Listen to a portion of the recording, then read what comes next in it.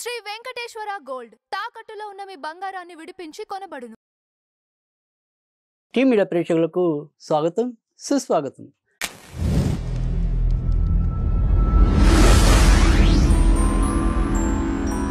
దినదర్శిని కార్యక్రమంలో ఈరోజు అక్టోబర్ 23వ తారీఖు గురువారం. సూర్యోదయం అనేది 6 గంటల 15 నిమిషాలకి, సూర్య అస్తమం అనేది సాయంకాలం 5 గంటల 46 నిమిషాలకి, తిథి విధియ రాత్రి 10 గంటల 46 నిమిషాలకు పూర్తయి ఆ తదనంతరం తదియ రావటం అనేది ఉంటుంది. విశాఖ నక్షత్రం అనేది తెల్లవారుజామున 4 గంటల 52 నిమిషాలకి వెళ్ళిపోయి తదనంతరం అనురాధ నక్షత్రం రావటం అనేది ఉంటుంది. ఆయుష్మాన్ యోగం అనేది తెల్లవారుజామున 5 గంటల కంటే తెల్లవారితే 24వ తారీఖు శుక్రవారం, తదనంతరం సౌభాగ్య యోగం రావటం అనేది ఉంటుంది. ఇక అభిజిత్ లగ్నం అనేది ఉదయం 11 గంటల 37 నిమిషాల నుంచి మధ్యాహ్నం 12 గంటల 23 నిమిషాల వరకు. అమృత గడియలు అనేది సాయంకాలం 6 గంటల 57 నిమిషాల నుంచి రాత్రి 8 గంటల 45 నిమిషాల వరకు. విజయ ముహూర్తం అనేది మధ్యాహ్నం 1 గంట 55 నుంచి మధ్యాహ్నం 2 గంటల 41 నిమిషాల వరకు. ఇక బ్రహ్మ ముహూర్తం ఈరోజు కూడా 4 గంటల 35 నిమిషాలకి ప్రారంభమై 5 గంటల 25 నిమిషాలు తెల్లవారుజామున ముగుస్తాయి. ఇక వర్జం ఉదయం 8 గంటల 9 నిమిషాల నుంచి 9 గంటల 57 నిమిషాల వరకు. దుర్ముహూర్తం అనేది ఈరోజు 2 సార్లు ఉంటుంది. ఉదయం 10 గంటల 5 నిమిషాల నుంచి 10:57 వరకు, మళ్ళీ మధ్యాహ్నం 2 గంటల 41 నిమిషాల నుంచి 3 గంటల 28 నిమిషాల వరకు. ఇక రాహుకాలం అనేది మధ్యాహ్నం 1 గంట 26 నిమిషాల నుంచి 2 గంటల 52 నిమిషాల వరకు. ఇక ఈరోజు ప్రత్యేక యోగాల్లో సర్వార్థ సిద్ధి యోగం అనేది తెల్లవారుజామున 4 గంటల 52 నిమిషాల వరకు పూర్తిగా ఉంటుంది. అక్కడి నుంచి అంటే తెల్లవారితే 24వ తారీఖు వరకు నుంచి 4 గంటల 52 నిమిషాల నుంచి రవి యోగం అనేది కూడా పూర్తిగా ఉంటుంది. అలాగే ఇదే రోజు మళ్ళీ రోజంతా కూడా ఆనంద యోగం అనేది కూడా ఉంటుంది. ఇవి ప్రత్యేక యోగాలు. ఇక ఈరోజు తారాబలం విశాఖ నక్షత్రం అనేది చూసుకుంటే అది ఎవరికి అనుకుంటే కనుక మేషరాశిలో భరణి నక్షత్రానికి అనుకూలం. తదుపరి ఏదైతే మరి రోహిణి నక్షత్రం ఉందో రోహిణి నక్షత్రం వృషభ రాశికి అనుకూలం. మిథున రాశి విషయానికి వస్తే కనుక ఆరుద్ర నక్షత్రానికి అనుకూలం.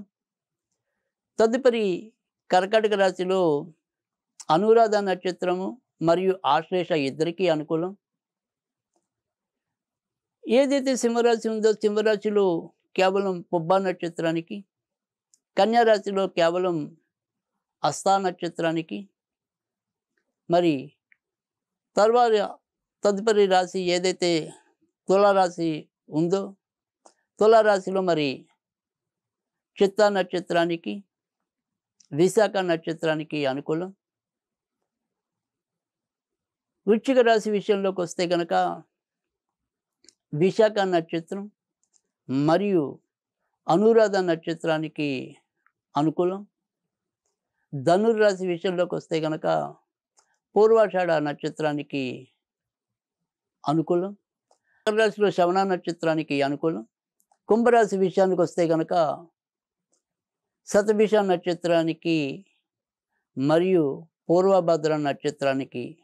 మీనరాశి విషయానికి వస్తే కనుక ఉత్తరభద్ర పూర్వభద్ర నక్షత్రాల వారికి అనుకూలం. ఇక ఈరోజు మరి ప్రత్యేకతల విషయానికి వస్తే కనుక ఈరోజు మనకి చంద్రదర్శనం అనేది ఉంటుంది. అంటే నిన్న పాడ్యమి అనేది ప్రారంభమైంది తెలుసు. ఈరోజు పూర్తిగా చంద్రదర్శనం అవటం అనేది ఉంటుంది. అలాగే భగినీ హస్త భోజనంగా కూడా ఈరోజు వర్ణించడం అనేది ఉంటుంది. అంతేకాకుండా మరి యమద్వితీయగా కూడా ఇదే రోజు చెప్పడం అనేది ఉంటుంది. కనుక ఈరోజు ఏదైనప్పటికీ కూడా మన యొక్క సోదరుల ఇంటికి అంటే ఆడవారి ఇంటికి అక్కా చెల్లెల ఇంటికి వెళ్ళి అన్నదమ్ములు భుజించి వారికి ఏదైనా సరే కానుకలు అందించినట్టయితే కనుక మనకి ఆడవాళ్ళకి సౌభాగ్యం, మగవాళ్ళకి అదృష్టం పెరగటం అనేది జరుగుతుంది. కనుక ఎవరి శక్తానుసారం వారు ఈరోజు ఆ రకంగా చేసుకోవచ్చు.